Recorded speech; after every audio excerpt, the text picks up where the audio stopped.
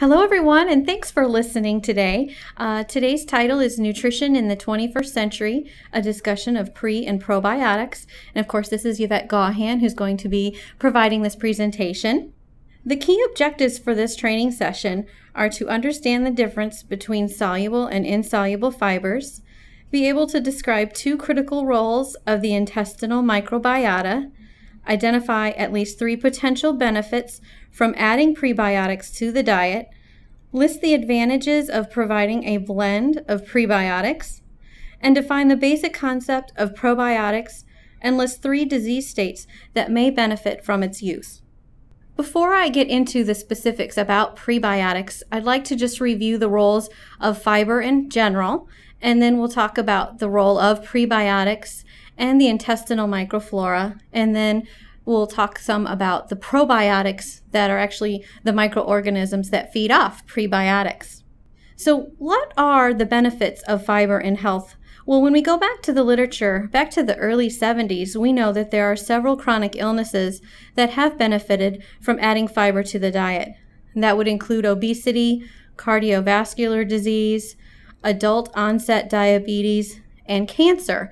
And these are just to name a few. And a lot of this information is based on epidemiological research that we have, knowing that other countries that do eat or consume high fiber diets actually have a much lower incidence of these types of chronic illnesses. And one thing I'd like to share with you is that the Food and Drug Administration actually has a fiber claim. And the claim states that diets rich in fruits, vegetables, and grain products that contain fiber, but particularly soluble fiber, which we will be talking about shortly, may reduce the risk of coronary heart disease and some types of cancer. So we certainly know that fiber does play a very beneficial role in our overall diet. What is fiber? We know that fiber comes from carbohydrate, which is a derivative of vegetable or plants. It does resist human digestion and absorption, but what we want to focus on today is the fact that fiber reaches the colon intact and it's fermented by the colonic flora. In other words, the existing bacteria that's already present in our colon. And what we're going to talk about today is the fact that fiber certainly has many beneficial roles in regards to its relationship within the colon. Of course, not all fiber is created equal. In fact, we think of fiber in general actually being more of the tough outer cell wall of many plants. But actually, dietary fiber can come in many different shapes and sizes, if you will. We have seeds, we have nuts, we have legumes that contain fiber, wheat germ, and then we also have certain types of fibers that are available in a very fine ground powder, which are oftentimes used in the manufacturing process. There are 2 categories, if you will, of fibers, insoluble and soluble.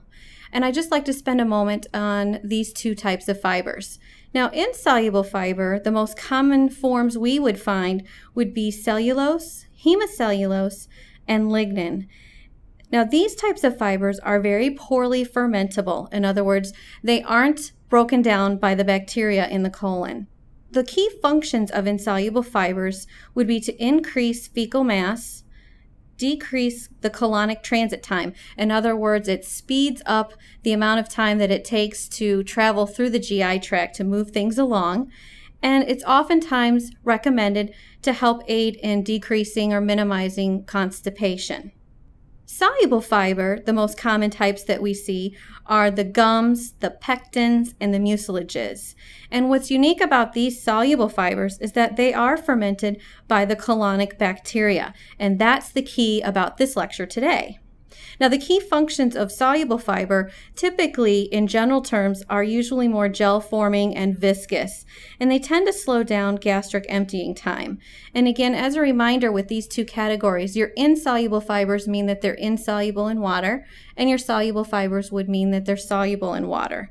So in the stomach, the soluble fibers actually become hydrated, and they tend to slow down the gastric emptying time. And a lot of times this logic was used in high fiber diets for individuals that were trying to lose weight. And the idea behind this was that it takes longer to empty and therefore would increase satiety. So ultimately, these individuals would eat less calories overall. Next, I'd just like to identify what the published fiber consumption guidelines are. What do we have to go by today that would recommend how much fiber, and that would be total fiber, that we should take in our diets on a daily basis? The newer guidelines that we have available are the DRIs, or the Dietary Recommended Intakes. And these particular guidelines actually identify not only fiber from a gender-specific scenario, but also age-specific. So for example, a male who is less than 50 years of age, the recommendation is 38 grams per day. For a male over the age of 50, the recommendation is 30 grams a day. And for a female, the recommendation for less than 50 years of age would be 25 grams per day, and a female over the age of 50 would be 21 grams per day. And again, the reason that as we age, less fiber is recommended is because typically as we do age, we tend to eat less calories. Another guideline that we have is the American Dietetic Association, and their position paper states that anywhere from 20 to 35 grams per day of total fiber intake is considered safe and effective. And then another guideline that we have available that's published, and that's through the American Academy of Pediatrics. And their recommendation is to take the child's age and add 5 grams to provide a total amount for the day. So for a 3-year-old, it would be recommended to consume 8 grams per day. Now, what would be the average intake for the Western diet? Well, we actually have reported studies that suggest the average intake is 12.5 grams per day.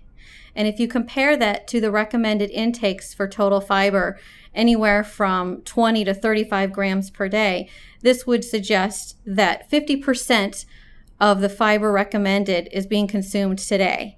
So obviously, we're not getting enough fiber in our diet. And we also have data that specifically suggests how much, or reports how much inulin or FOS we're consuming. And on average, we're obtaining about 2.5 grams of inulin per day, as well as FOS, or fructooligosaccharides. And again, I'll be talking about those particular functional food ingredients in just a moment.